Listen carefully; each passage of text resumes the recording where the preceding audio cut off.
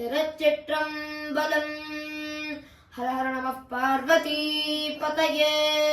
ஹர ஹர மகாதேவா. ஓம் நம சிவாய. இன்னைக்கு கார்த்திகை தீபம் ஸ்டார்ட் ஆகுது. இது எங்க ரொம்ப ஆஸ்பீஷியஸ்னா திருவண்ணாமலையில தான். இந்த நேரத்துல திருவண்ணாமலையில எல்லாரும் எதுக்கு போவாங்கன்னா, இந்த ஒரு நாள் தான் இந்த ஹோல் வருஷத்திலேயே அர்த்தநாரீஸ்வரர் புறப்பாடா வெளில வருவார். அதுக்கு ஒரே ஒரு கதை இருக்கு. அந்த கதை நான் இப்போ உங்களுக்கு சொல்ல போறேன். ஒரு ஊர்ல பிருகு முனிவர்னு ஒருத்தர் இருந்தாராம். அவரு சிவன் மேல ரொம்ப டிவோட்டடா இருந்தாராம். அதனால டெய்லி கைலாசத்துல சிவனை 3 சுத்திட்டு தான் போவாராம். ஆனா பார்வதியை மட்டும் சுத்தாம சிவனை மட்டும் தான் சுத்திட்டு போவாராம். அந்த மாதிரி ஒரு நாளைக்கு பார்வதி சிவனுக்கு பக்கத்துல உட்காருவாராம். அப்ப பிருகு முனிவர் சொல்லுவாராம், கொஞ்சம் நவுந்துக்கோங்க அப்படின்னு சொல்லுவாராம். ஆனா பார்வதி கேட்க மாட்டாராம். அதனால பிருகு முனிவர் ஒரு எலியா மாதிரி சிவனை மட்டும் சுத்தி வந்துருவாராம். அதுக்கு அடுத்த நாள் பார்வதி சிவனோட லேப்ல உட்காந்துப்பாலாம். இப்ப என்ன பண்றாங்க அப்படின்னு பார்ப்போம் அப்படின்னு சொல்லிட்டு பிருகு முனிவர் அடுத்ததா ஒரு பறவையா மாதிரி சிவனை மட்டும் சுத்திட்டு வந்தாராம். இப்போ அடுத்த நாள் என்ன பண்ணாராம், சிவன் ஒரே ஒரு அந்த லீல கிருஷ்ண லீல மாதிரி இது சிவலீல மாதிரி பண்ணிருக்காராம். இங்க என்னதுன்னா அர்த்தநாதீஸ்வரரா மாறுவாராம். அர்த்தநாதீஸ்வரர்னா என்னது, 2 சக்தி இருக்கு.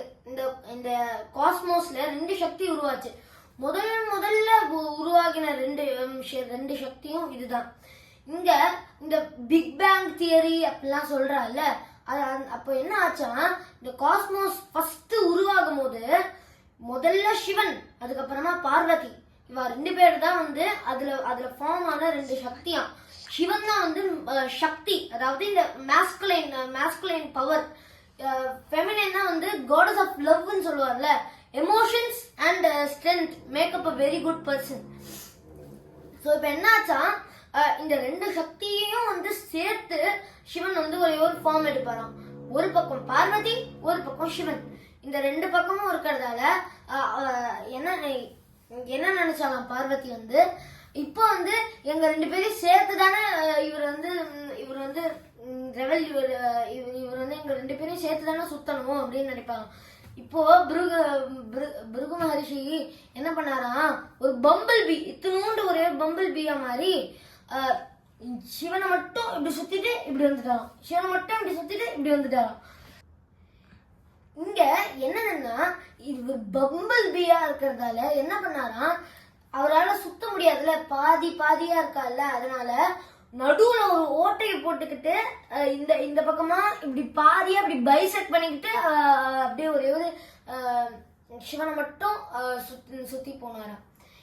இது பண்ணதுனால பார்வதிக்கு ரொம்ப பயங்கரமா இன்ஃபியூரியேட் ஆயிட்டாலாம். இதனால என்னாச்சா, பார்வதி பிருகு முனிவர்கிட்ட என்ன சொன்னாலாம், இப்ப பாக்குறியா இந்த ஃபெமினைன் சக்தி இல்லைன்னா என்ன ஆகுண்டு அப்படின்னு சொல்லிட்டு அவரோட கோவம் அவர் மேல பட்டதால ஒரே ஒரு பயங்கரமான ஒரு ரேஜிங் கேஸ் அவர் மேல பட்டதுனால என்ன ஆகுமா, அவரோட உடம்புல இருக்கிற எல்லா இந்த பிளட்டு இந்த மாதிரி லைக் ஃப்ளூயிட் லைக் காம்பனன்ட்ஸ் அது எல்லாமே வெளில போயிடுமா. அதனால என்ன ஆகுமா, அவர் ரொம்ப ஸ்கெலிட்டனிஷா அவரால் எழுந்தே வர முடியாத மாதிரி ஆயிடுமா. இப்படி ஆனதுனால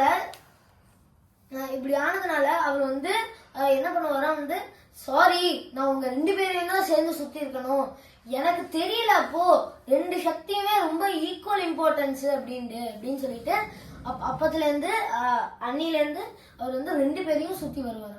அப்புறமா அதுக்கு சிவன் அவருக்கு சப்போர்ட்டா இருக்கிறதுக்காக ஒரு 3வது கால் கொடுத்து விடுவாராம்.